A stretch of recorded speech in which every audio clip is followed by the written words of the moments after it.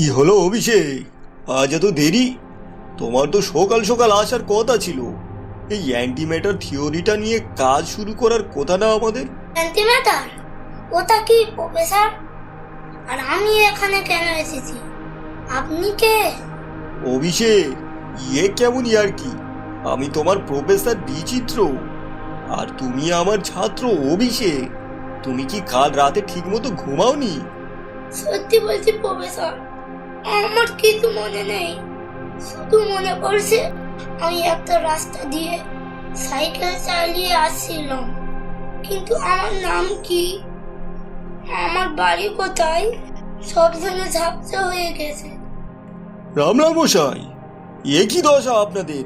দোকান খোলেনি কেন? দোকান? এটা কি আমার দোকান? আমি তো ভাবলাম আমি এখানে বোধহয় বেড়াতে এসেছি। আমার হাতে এই চাবির ঝুলিটা কেন?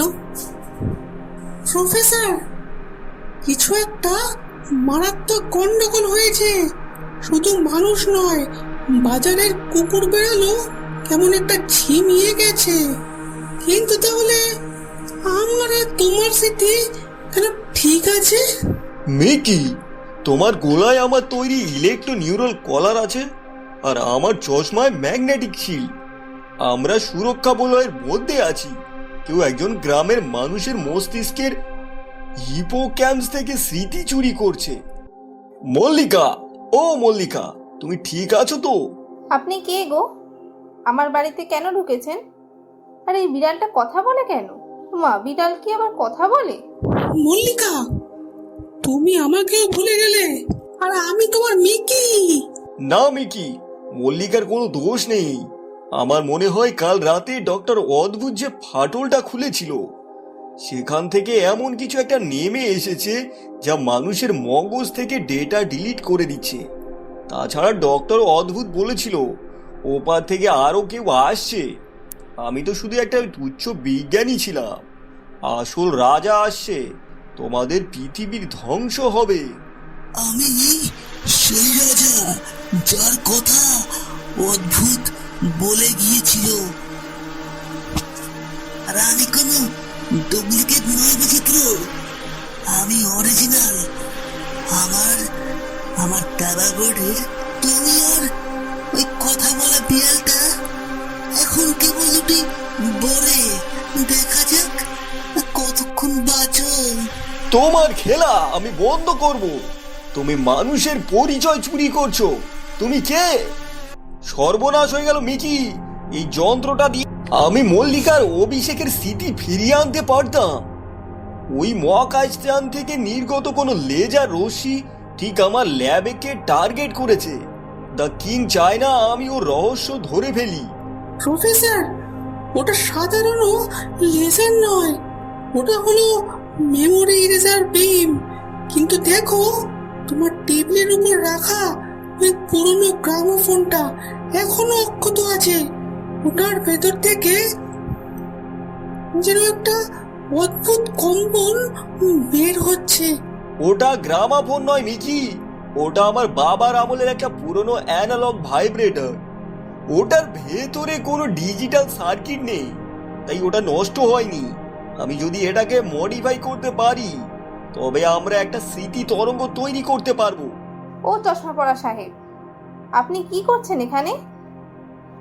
তা বলতে পারেন কেন আমার মাথায় এরকম খালি খালি লাগছে?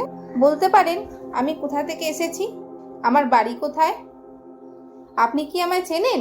মল্লিকা, তুমি এভাবে কথা বলছো কেন? তুমি আমার ছোটবেলার বন্ধু।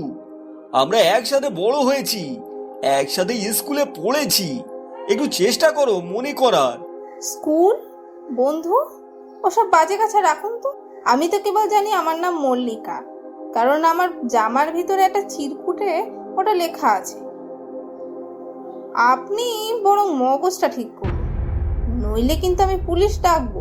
প্রফেসর, তুমি মল্লিকাকে বরং ওর প্রিয় মাছের চপের কথা বলে দেখো তো। গন্ধে যদি কোনো স্নায়ু জেগে ওঠে। বিচিত্র, তোমার এনালগ যন্ত্র দিয়ে তুমি কিছু করতে পারবে না। আমি এখন ডাইরেক্ট রেইন আপ আপলোড শুরু করে দিয়েছি। কালীপুরের সব মানুষের জ্ঞান এখন এই মেমোরি ব্যাংকে চলে আসবে। তোমার ওই বন্ধু মল্লিকা আর ছাত্র অভিষেক এখন আমার প্রফেসরের ছোট্ট ছোট্ট চিপ মাত্র। তুমি বড্ড বেশি অহংকার করছো দা কিং। তুমি জানো না, মানুষের স্মৃতি শুধু ইলেকট্রিক সিগন্যাল নয়, ওটা আবেগ, আর আবেগকে তুমি কোনোদিন ডাউনলোড করতে পারবে না। মিকি আমার উপর এই পরীক্ষাটা করলো। আমি যদি আমার স্মৃতি হারিয়ে ফেলি তবে এই গ্রামকে বাঁচানো আর কেউ থাকবে না, কিন্তু কেউ একজন তো লাগবে যার মস্তিষ্ক দিয়ে আমি অ্যান্টি ফ্রিকোয়েন্সি তৈরি করব। প্রফেসর, তুমি চিন্তা করো না, আমি আছি। আমার মাথায় হেলমেটটা লাগিয়ে দাও। আমি চাই আমাকে মল্লিকা আবার মিকি বলে ডাকুক। আমার আমার স্মৃতি যদি চলে যায়, তোমার বিজ্ঞানের জন্য আমি এই রিস্ক নিতে রাজি। মিকি, তোমার মতো সহকারী পাওয়া ভাগ্যের ব্যাপার। ঠিক আছে, তৈরি হও। আর একটু মিকি, তোমার মস্তিষ্কে নিউরাল সিগন্যাল আমি অ্যাপ্লাই করেছি। এটা যদি কাজ করে তবে ওই জালিটার প্রভাব কেটে যাবে। মল্লিকা, ও মল্লিকা, তুমি আমার কথা শুনতে পাচ্ছ? ওই টেবিলের উপরে লাল সুইচটা টিপে ধরো। লাল সুইচ কেন চশমা পরা সাহেব? আমার নাম মল্লিকা, আপনি আমায় তুমি করে ডাকছেন? ওই জিনিসগুলো কি? ওগুলো আমাদের দিকে কেন আসছে? তুমি দেরি করো না মল্লিকা, সুইচটা টিপলে মিকির শরীরের ভেতর দিয়ে একটা রিভার্স ফ্রিকোয়েন্সি বের হবে। জলদি। প্রফেসর, আমার কথা ভেবো না। তুমি অ্যান্টি মেমোরি বিমটা চালু করো। আমার গোটা শরীর যন্ত্রণায় চলছে, কিন্তু আমি এই শয়তানটাকে ছাড়বো না। ওরে শয়তানের দল, আমার মিকির গায়ে হাত দিবি না। বিচিত্র, তুই কি আমাকে নুন দিয়ে ডাল খেতে শিখিয়েছিলি না সেই ছোটবেলায়? ওরে বাবা, আমার সব মনে পড়েছে। ওই আকাশ ডোনাটার মতন জাহাজটা আমাদের সবার স্মৃতি চুরি করার চেষ্টা করেছিল। সাবাস মল্লিকা, তোমার স্মৃতি ফিরেছে। কিন্তু মিকি এখনো সংজ্ঞাহীন। ওর মগজের সব শক্তি দিয়ে তোমাদের স্মৃতি ফিরিয়ে এনেছে। এই অসম্ভব!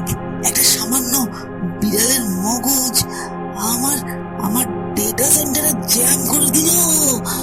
বিচিত্র, তুমি আমাকে অপমান করছো। আমি তোমার সব মানুষকে পার্মানেন্ট স্ট্যাচু বানিয়ে দিয়ে যাবো। অভিষেক, আমার ল্যাবের ভূগর্ভস্থ ঘর থেকে ভ্যাকুম গানটা নিয়ে এসো। আমাদের সরাসরি ওই জাহাজে উঠতে হবে। মিকিকে বাঁচানো আর একটাই পথ, দ্য কিং এর সার্ভার থেকে ওর মেমোরি ফিরে পাওয়া। ওরে বিচিত্র, তুই কি সত্যি ওই রাক্ষসী জাহাজে যাবি? তোর যদি কিছু হয়ে যায়? তুমি ভয় পেও না মল্লিকা, কালীপুরের মানুষগুলো পাথর হয়ে আছে। মিকি নিস্তেজ। আমি যদি না যাই তবে সবাই এভাবেই শেষ হয়ে যাবে। অভিষেক, তুমি আর মল্লিকা ল্যাবে থাকো, আমি একাই যাব। না বিচিত্র, আমি তোর সাথে যাব। তুই একা গিয়ে যদি বিপদে পড়িস, উদ্ধার করার মতন চেঁচানোর লোক লাগবে তো। ওরে বিচিত্র, এ কি জায়গা রে? মনে হচ্ছে মরা মানুষের পেটের ভিতরে ঢুকে পড়েছি। চারিদিকে শুধু আলো জ্বলছে আর কাউকেই দেখতে পাচ্ছি না কেন। তুমি ভয় পেও না মল্লিকা, এটা একটা অটোমেটেড শিপ। দ্য কিং কোনো রক্ত মাংসের মানুষ না, ও একটা উচ্চতর চেতনা এআই হতে পারে। আমাদের কেন্দ্রীয় সার্ভার রুমে পৌঁছাতে হবে। তুমি নিচু হও মল্লিকা। স্বাগতম বিচিত্র, স্বাগতম। তুমি আমার দাবার বোর্ডে শেষ চালটা দিয়েই ফেলেছো, কিন্তু দেখো তোমার মেয়েকে স্মৃতি এখন আমার এই ডেটাবেসে ঢুকে গেছে। তুমি কি পারবে ওকে ফিরিয়ে পেতে? তুমি মানুষের স্মৃতি নিয়ে ব্যবসা করছো কিং। স্মৃতি কোনো পণ্য নয়, ওটা ছাড়া মানুষ শুধু এক তল মাংসপিণ্ড। তুমি আমার কালীপুরের মানুষদের মুক্তি দাও। মুক্তি আমি তো ওদের অমর করেছি। তাদের জ্ঞান আমার সাথে থাকলে তারা চিরকাল বেঁচে থাকবে।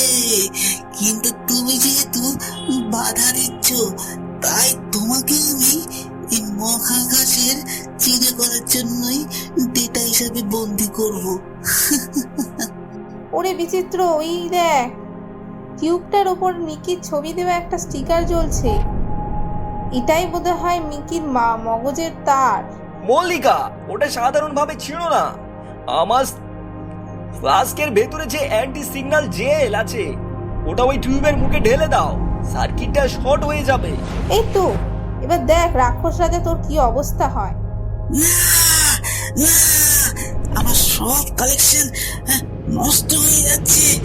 তোমরা এটা কি করলে?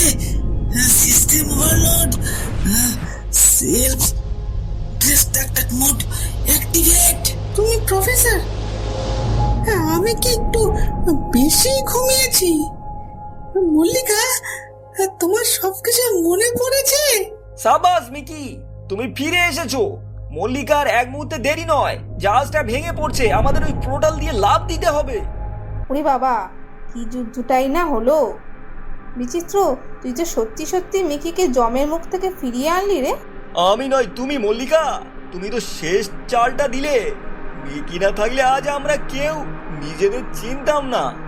প্রফেসর, আমার খুব খিদে পেয়েছে, কিছু খেতে দাও তো।